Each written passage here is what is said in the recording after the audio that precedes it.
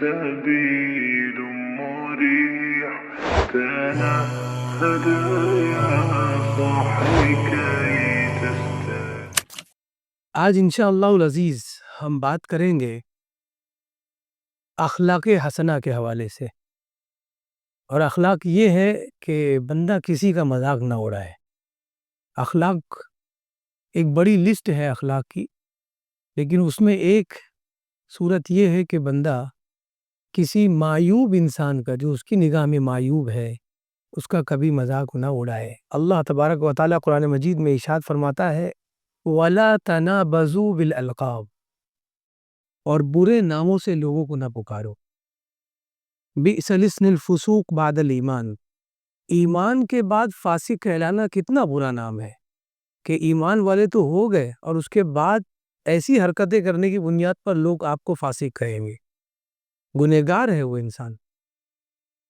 اور اس کے بعد آگے فرمایا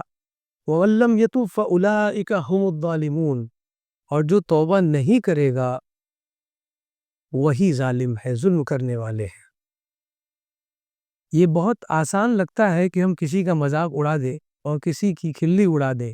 کسی کے بارے میں دو جملے ایسے کہہ دیں جو اس کا دل توڑ دے، لیکن اللہ تبارک و تعالیٰ کے نزدیک یہ بہت بڑا گناہ ہے۔ اللہ تبارک و تعالیٰ ارشاد فرماتا ہے اگر تم نے ایسا کیا، کسی ایسے شخص کی مذاق اڑائی جو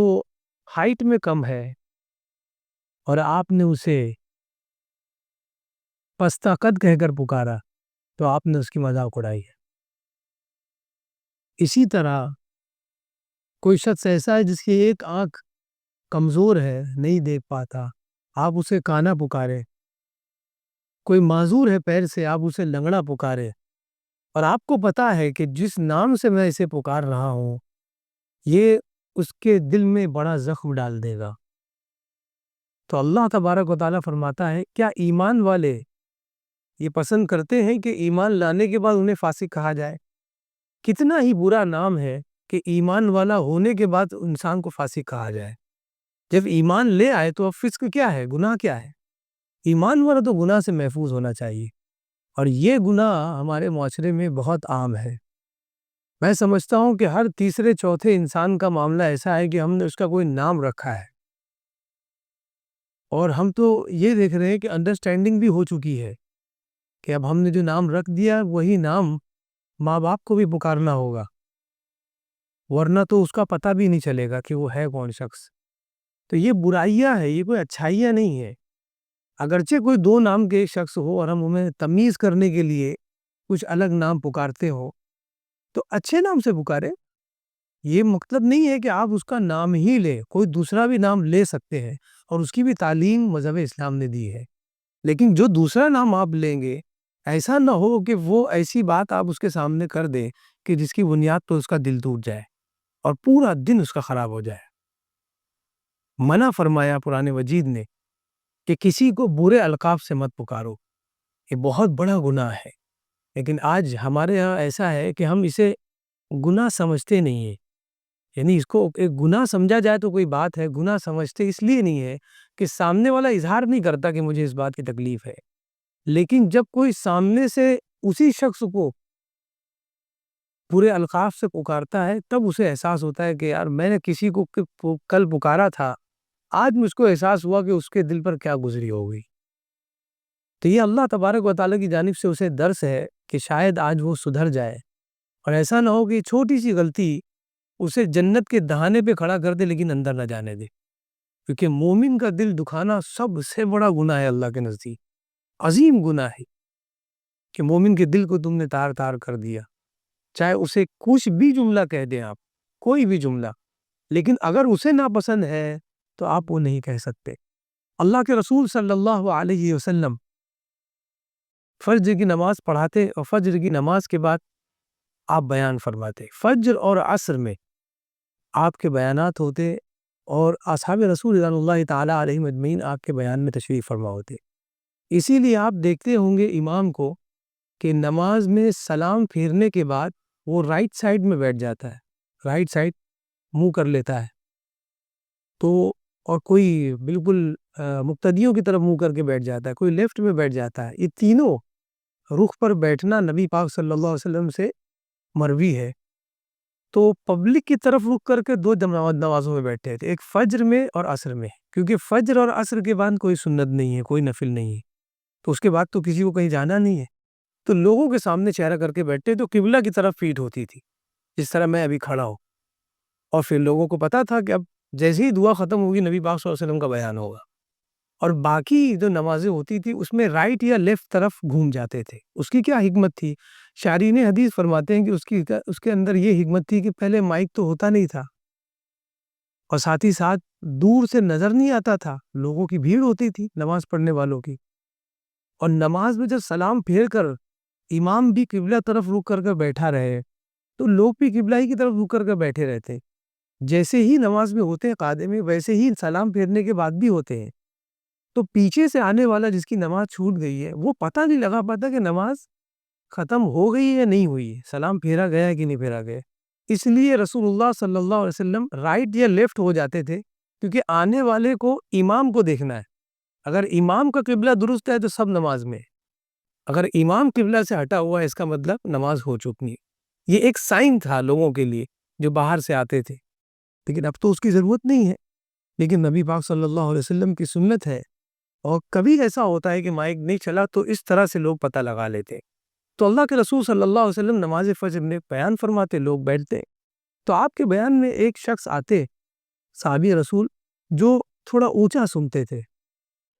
جس کو ہم اپنی زبان میں کم سنتا بولیں گے، وہ کم سنتے تھے، آواز ان تک نہیں پہنچتی تھی، تو وہ یہ کرتے تھے کہ پہلی صف میں نماز پڑھتے تھے۔ لیکن ایک دن ایسا ہوا کہ آپ لیٹ ہو گئے، آپ کی ایک رکعت فجر کی چھوٹ گئی، تو آپ نماز آپ نے پڑھ لی لیکن پیچھے پڑی، جب نماز ختم ہو گئی تو تقریر سننے کے لیے لوگوں سے کہا کہ ہٹو مجھے جگہ دو، ایسا کرتے رہے اور ہر صف کو چیرتے ہوئے وہ آگے بڑھتے گئے، اور جب ایک دم آگے گئے، اتنا آگے گئے کہ نبی پاک صلی اللہ علیہ وسلم اور ان کے درمیان ایک شخص باقی رہ گیا، تو اس سے بھی کہا کہ تم مجھے جگہ دو، تو اس نے کہا کہ آپ کو جگہ مل گئی، بیٹھ جائیے، تو غصے میں وہ بیٹھ گئے کہ ان کو پتہ نہیں ہے کہ میں ہمیشہ آگے بیٹھتا ہوں۔ بہرحال وہ غصے میں بیٹھ گئے کہ انہوں نے مجھے آگے جانے کی جگہ نہیں دی۔ یعنی آپ دیکھیے جو ہمارے یہاں ہو رہا ہے آج، صحابہ کے دور میں بھی یہ چیزیں ہوتی تھی، لیکن ان کے آداب کیا تھے، رسول اللہ صلی اللہ علیہ وسلم نے کیسے آداب سکھائے۔ بہرحال جب وہ بیٹھ گئے، اور چونکہ ظاہر سی بات ہے فجر کی نماز بالکل اندھیرے میں ہوتی ہے، نماز کے بعد بھی اندھیرا رہتا ہے، لیکن جیسے جیسے اجالا ہونے لگا اور فجر کے بعد جو ہے سورج طلوع ہونے لگا، تو جیسے ہی روشن ہوا دن، تو انہوں نے جو صحابی پیچھے سے آئے تھے جو اونچا سنتے تھے، انہوں نے اس آگے والے صحابی کے کندھے پر ہاتھ رکھا، کہا کون ہو؟ تو اس نے کہا میں فلاں ابن فلاں، یعنی باپ کا ہی نام لیں گے کہ میں فلاں ابن فلاں ہوں۔ تو انہوں نے چڑھ کر اس سے کہا اچھا فلانی کا بیٹا، ان کی ماں کا نام لے کر۔ تو اس دور میں اس طرح سے ماں کی طرف نسبت کرنا یہ لوگوں کی چڑ ہوتی تھی،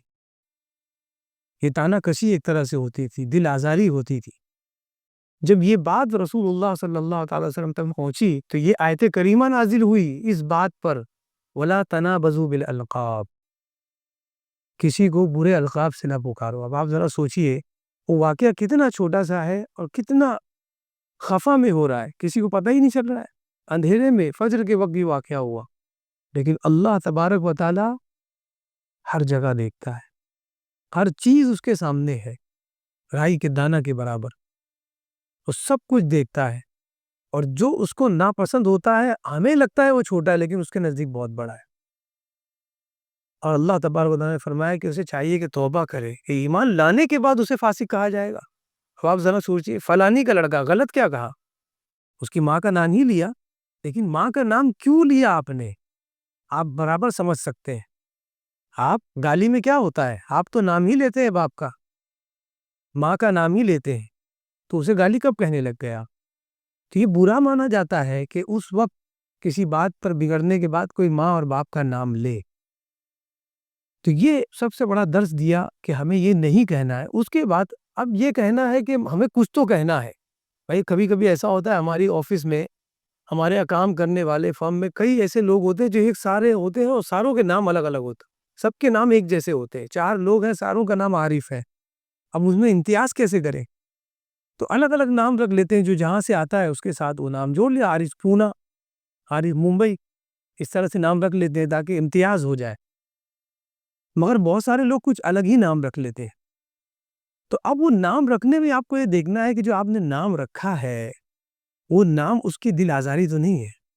اس لیے کہ اخلاق آپ جب پیش کریں گے تو وہی لوگ آپ کے قریب ہوں گے، اور اس کے بعد آپ اس کو دین پہنچا سکتے ہیں۔ اور نہ آپ یہ سوچیں کہ میں تو اخلاق میں نہیں رہوں گا اور میں دین کی تبلیغ کروں گا، یہ نہیں ہو سکتا، کیونکہ اخلاق ہی ہے جو گھاس ہے جسے دیکھ کر انسان آگے آتا ہے اور اس کے بعد اپنے دین کو آپ پیش کرتے ہیں۔ نبی پاک صلی اللہ علیہ وسلم آپ کی بارگاہ میں بہت سارے صحابہ حاضر ہوتے تھے۔ ایک صحابی رسول غالباً بیمار تھے یا کوئی بات تھی جس کی بنیاد پر رسول اللہ صلی اللہ علیہ وسلم نے ارشاد فرمایا کہ فلاں بینا شخص کو دیکھنے جانا ہے، آنکھ والے شخص کو دیکھنے جانا ہے۔ آپ کو پتا ہے وہ کون شخص تھا؟ وہ اپنے قبیلے میں تنہا ایسا شخص تھا جو اندھا تھا، اور حضور نے فرمایا مجھے آنکھ والے کو دیکھنے جانا ہے۔ اگر سوچی، وہ حقیقت میں اندھے تھے، وہ دیکھ نہیں پاتے تھے، لیکن حضور نے کیا نسبت کی کہ آنکھ والا۔ یہ عربوں کے اخلاق ایسے ہوتے تھے۔ اسلام تو بالکل یقیناً بہت عالی اخلاق والا ہے، لیکن عربوں کے درمیان بھی کرم، سخاوت اور اخلاق پہلے سے عروج پر تھا۔ اب آپ دیکھیے کہ اگر کسی کو سانپ ڈس لے، بچھو ڈس لے، تو اسے یہ نہیں کہا جاتا تھا کہ اسے بچھو نے ڈسا ہے، بلکہ کہا جاتا تھا یہ تو صحت مند انسان ہے۔ یعنی وہ فلاں شخص جس کو سانپ نے ڈسا تھا وہ کہتے تھے یہ بہت صحت مند ہے، تاکہ اس کو برا نہ لگے، ایسی کوئی بات نہ کہہ دے کہ اس کے دل کو برا لگ جائے۔ ایسی قافلہ جب نکلتا ہے تو گھر سے قافلہ نکلتا ہے، 4-8 لوگ نکلتے ہیں، چاہے تجارت کرنے کے لیے نکلے ہیں، تو جب وہ نکلتے ہیں تو وہ ظاہر سی بات ہے گھر سے جا رہے ہیں، لیکن اس لوگوں کے مجمع کو کیا کہا گیا عربی میں؟ قافلہ۔ قافلہ کا مطلب ہوتا ہے لوٹنے والے، جانے والے نہیں ہوتا ہے۔ کیا معنی ہوتا ہے اس کا؟ لوٹنے والے۔ لیکن یہ جو لوگ ہیں 4-8 لوگ، یہ لوگ جا رہے ہیں، آ نہیں رہے ہیں، لیکن محبت میں ایک آتا ہے کہ جا رہے ہیں تو انشاءاللہ صحیح سلامت لوٹیں گے۔ تو نام پوزیٹیو رکھیں، کسی کا نام بھی اگر پکارو نام بھی آپ کو رکھنا ہے، نیک نیم ہم رکھتے ہیں، تو وہ ایسا رکھے کہ اسے بھی خوشی ہو، اسے بھی خوشی ہو کہ یار کیا زبردست انسان ہے کہ اس نے مجھ کو میرے عیب کو ڈھانک دیا، اس کہ میرے عیب تھے اس پر بھی اس نے پردہ ڈال دیا اور میرے دل کو خوش کر دیا۔ تو آپ سمجھیں کہ ایک ایمان والے کا دل خوش کرنا یہ بہت بڑی نیکی ہے۔ اسی طرح کسی ایمان والے کے دل پر چوٹ پہنچانا یہ بہت بڑا گناہ ہے۔ چائنا والے کہتے ہیں کہ جو مسکرانا نہیں جانتا ہے، میٹھی بات کرنا نہیں جانتا ہے، اسے دکان نہیں کھولنی چاہیے، اس لیے کہ اگر وہ مسکرا نہیں سکتا ہے تو اس کا مال بھی نہیں بک سکتا ہے۔ اور مارکیٹ میں جا کر دیکھ لے، کتنی بھی ورائٹی کا سامان آپ رکھیں، لیکن آپ کا ویوہار اگر صحیح نہیں ہے، بھیڑ نہیں ملے گی۔ اس کی وجہ یہی ہے کہ اخلاق صرف دین کے لیے نہیں، آپ کی دنیا کے لیے بھی بہتر ہے۔ اگر ہم دین کے ساتھ ساتھ دنیا بھی سنوارنا چاہتے ہیں تو ہمیں چاہیے کہ دین کے بتائے ہوئے اخلاق پر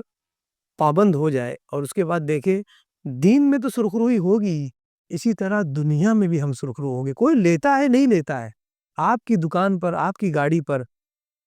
آپ کے مکان پر آتا ہے، خوش اخلاقی سے ملیے، پانی پلائیے، آپ کی ڈیل اگرچہ کینسل ہو جائے کوئی بات نہیں، لیکن آپ کو یاد رکھے گا۔